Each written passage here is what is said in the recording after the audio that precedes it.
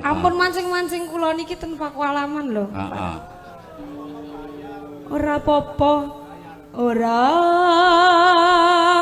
apa-apa. Yakin iki mesti sesuk tak nggo bayi nang ngendi-ngendi iki.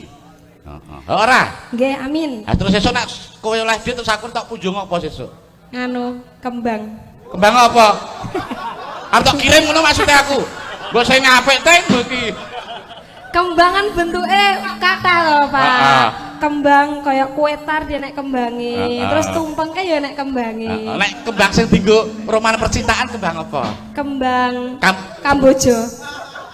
Aku tak kirimi kembang sembojo ngono karepmu. Mboten kembang mawar to. Rak ngono kirimi kembang mawar. Terus jenengan maem. Lha aku padake pemeran jadilan ngono. Malah rino wengi tanasa Kene iki kandel tipis nak. Neno. Bar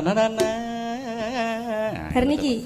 Kandel tipis. Oh nggih. Ayo saka cilik ki ajar kandel tipis. Oh nggih. Kadang seru, kadang lirik. Maksudnya cengkoke ngono kuwi lho.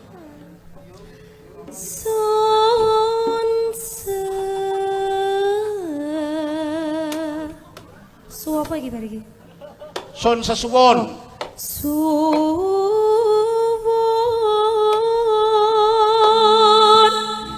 nadyan wis ninggal katresnan tak enteni nggonmu.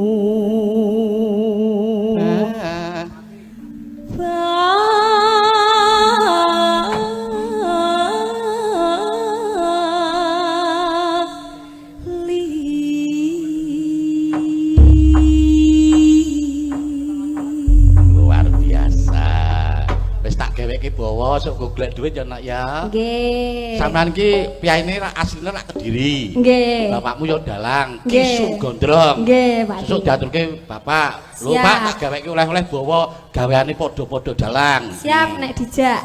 Heeh. Ketoke kok melu aku terus malahan ya. Nggih. Renes melu aku to, Ting? Nggih. Pas cocok Oh, ngono. kalian jenengan.